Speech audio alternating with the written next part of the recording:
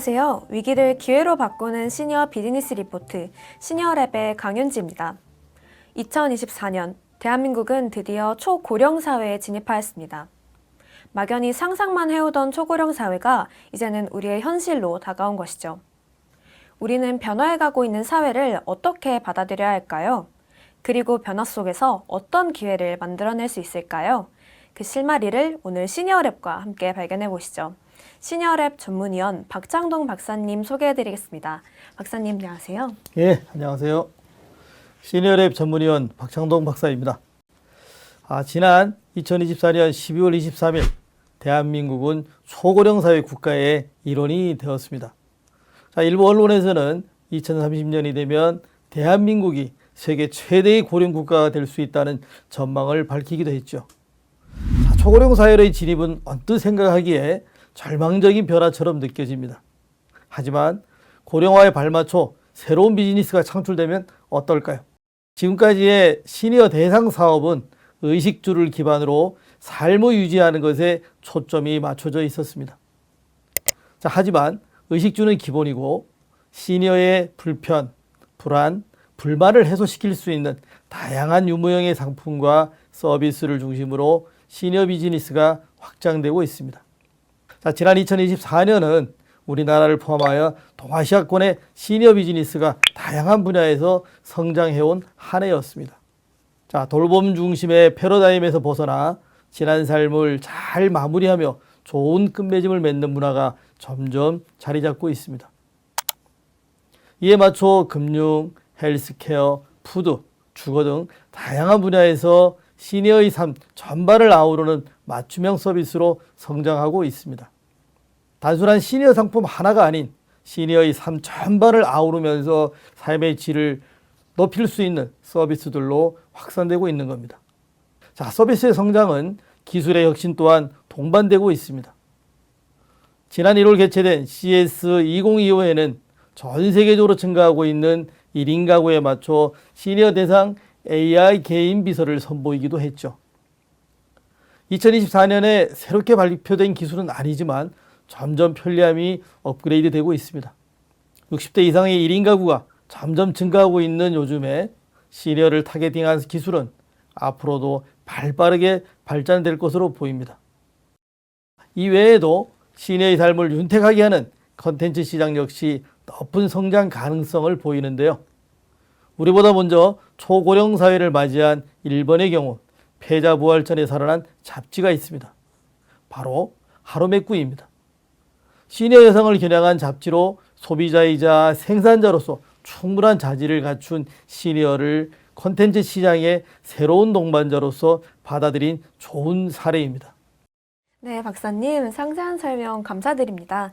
시니어 비즈니스의 변화와 트렌드에 대해 보다 더 자세히 알고 싶으시다면 매월 발행 중인 시니어랩 리포트에 많은 관심 부탁드립니다. 지금 이 영상을 보고 계신 분들이라면 시니어 비즈니스가 얼마나 중요하고 또 얼마나 성장 가능성이 높은 분야인지 이제 잘 이해하실 거라 생각합니다. 하지만 한편으로는 여러 가지 궁금하신 내용도 있으실 것 같은데요. 그 질문 사항들을 시청자분들을 대신해 제가 직접 박사님께 여쭤보도록 하겠습니다. 먼저 첫 번째로 초고령 사회의 진입을 우리는 어떤 시각으로 받아들여야 할까요?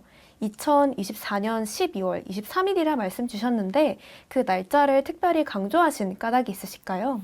예, 맞습니다. 2024년 12월 23일은 시니어 분야에서는 잊을 수 없는 날이 될 겁니다. 바로 초고령 사회로 진입한 날이거든요. 5번 중에 한 분이 65세 이상이라는 것을 의미하는 것으로서 인구 통계학적으로 사회에 던지는 의미가 매우 크다고 볼 수 있습니다. 방금 사회에 던지는 의미가 매우 클 것 같다고 말씀해 주셨는데 구체적으로 어떤 의미가 있을지 한번 말씀해 주실 수 있을까요? 예, 크게 두 가지 관점에서 바라볼 수 있을 것 같습니다. 사회적 인식 변화와 시니어 시장 형성으로 볼 수 있고요.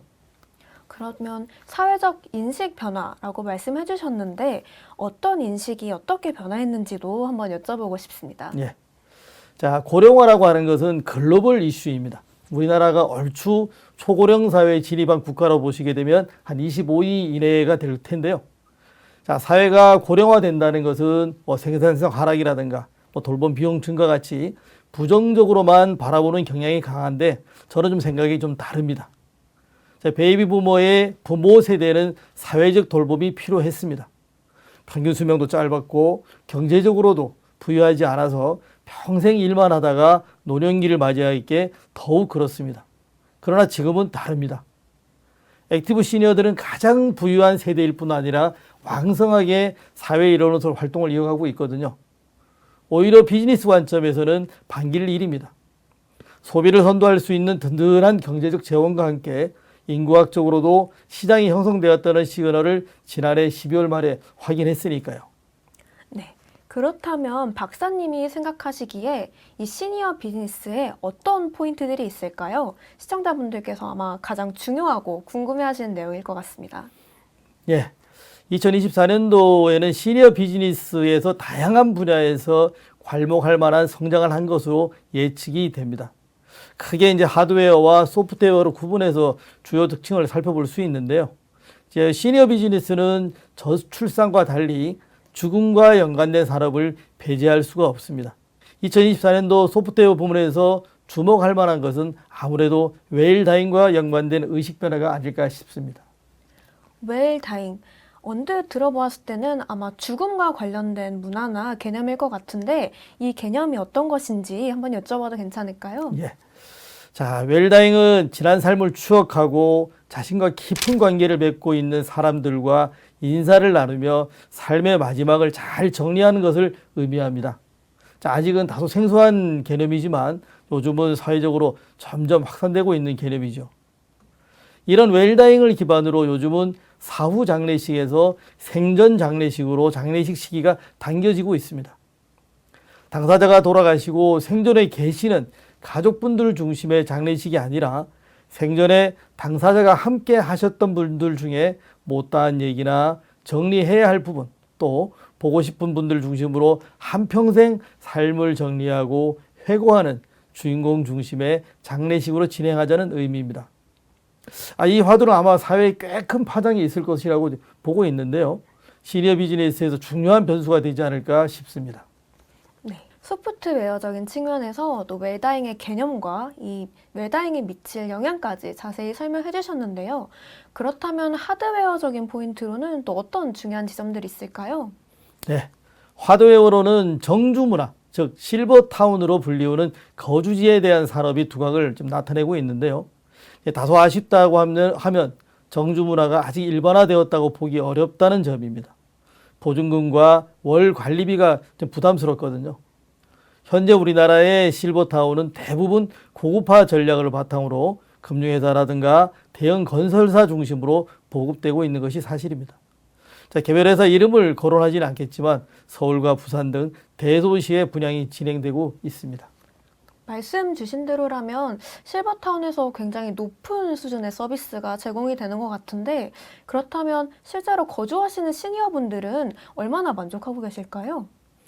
네, 앞선 브리핑에서도 잠깐 말씀드렸던 국가입니다만은 이 경우 일본의 사례를 고려해보지 않을 수가 없는데요. 최근 고급 실버타운에서 벗어나려고 하는 움직임이 있습니다.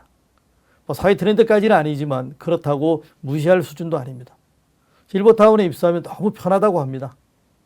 그 편안함이 시간이 흐르면서 독이 된다고 하면 믿을 수 있을까요?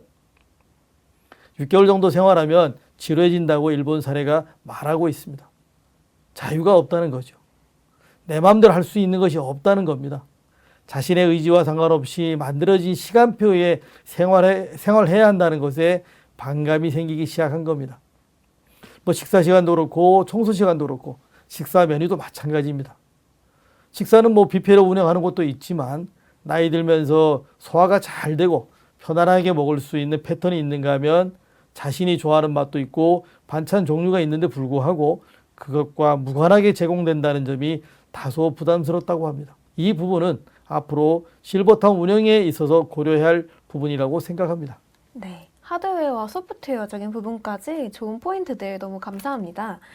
앞선 브리핑 그리고 시니어랩 리포트에서 콘텐츠 산업과 출판 산업 관련해서도 많은 예시와 중요한 부분들 짚어주셨는데요. 이 부분 관련해서도 많은 분들이 궁금해하실 것 같습니다.